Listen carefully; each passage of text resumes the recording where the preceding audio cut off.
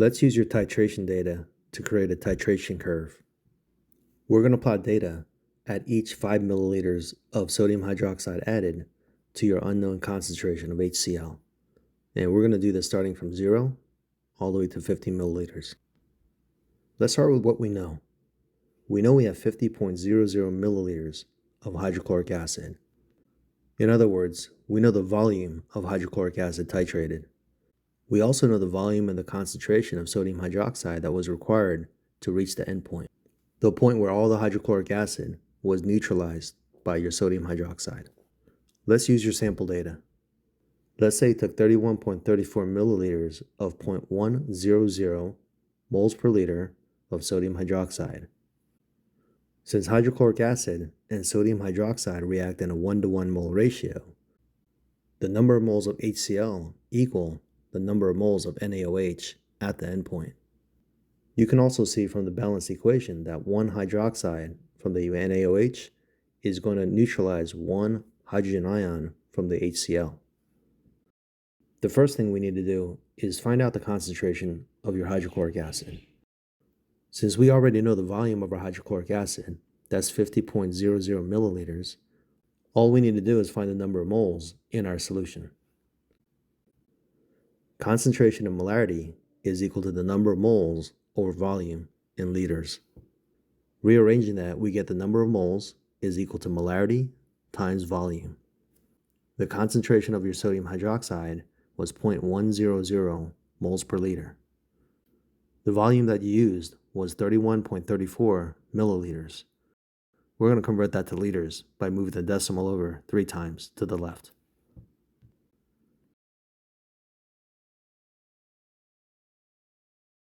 So the number of moles of sodium hydroxide you used from your burette to titrate your unknown concentration of hydrochloric acid was 0.003134 moles. Remember, sodium hydroxide and hydrochloric acid react in a 1-to-1 mole ratio. That means there must have been that same number of moles in the unknown concentration of your hydrochloric acid solution. So to get the concentration of your unknown hydrochloric acid, remember, molarity is moles over volume in liters. And the volume was 50.00 milliliters. Again, let's turn that into liters by moving the decimal over 3 times to the left. So the concentration of your hydrochloric acid solution was 0.06268 molarity, or moles per liter.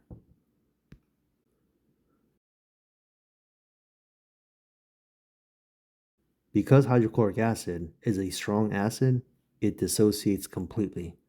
That means each HCl molecule is going to separate into a hydrogen ion and a chloride ion. So the concentration of your HCl is equal to the concentration of the hydrogen ion. Let's take the negative log of your hydrogen ion concentration to get the pH. The pH of your original hydrochloric acid solution is 1.203. This is our first data point on the titration curve. Now let's calculate the pH after 5 milliliters of sodium hydroxide was added. Let's start by calculating the number of moles in 5 milliliters of our sodium hydroxide solution. Remember, the number of moles is equal to the concentration times volume. The concentration of our sodium hydroxide solution was 0.100 moles per liter. The volume is 5 milliliters. Let's move the decimal over 3 times to the left to turn that into liters, so the liters cancel out, and we're left with moles.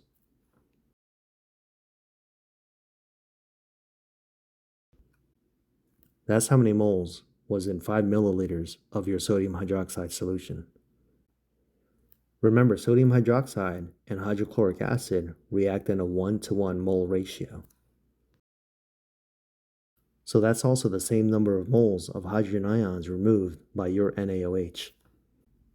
Let's subtract that from the number of moles of hydrogen ions we started with.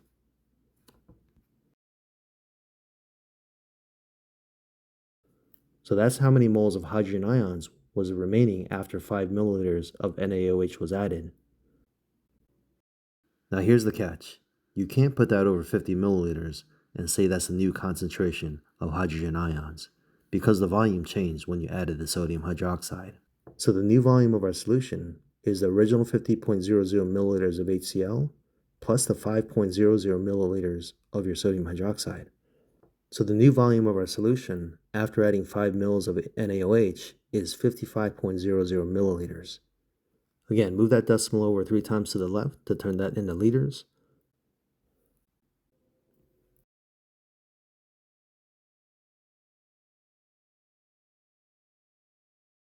And there's our new hydrogen ion concentration after we added 5 milliliters of NaOH. We can take the negative log of that to get the pH of our second data point.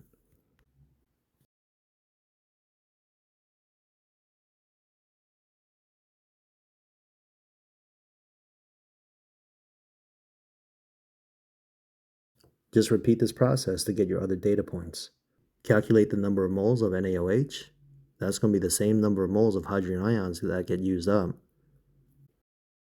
Divide that by the new total volume, and then take the negative log of that to get the pH. At the end point of your titration, by the way, we call that the equivalence point. For you, that was 31.34 milliliters. That's when the number of moles of hydrogen ions equals the number of moles of hydroxide ions. In other words, you only have water and sodium chloride ions, and those are spectators. You'll learn later that sodium chloride is a neutral salt. So for a strong acid, strong base titration, which is what we did, your pH at that point is 7. As you start plotting more and more of your data points, you'll see that the graph isn't linear. I'll let you explore why that's the case. And actually, before I wrap this up, for volumes after your equivalence point, in your case 31.34 milliliters, you got to calculate the excess hydroxide ions. And then you can take the negative log of your hydroxide ion concentration to get the pOH. And don't forget to subtract that from 14 because we're assuming this is all at 25 degrees Celsius.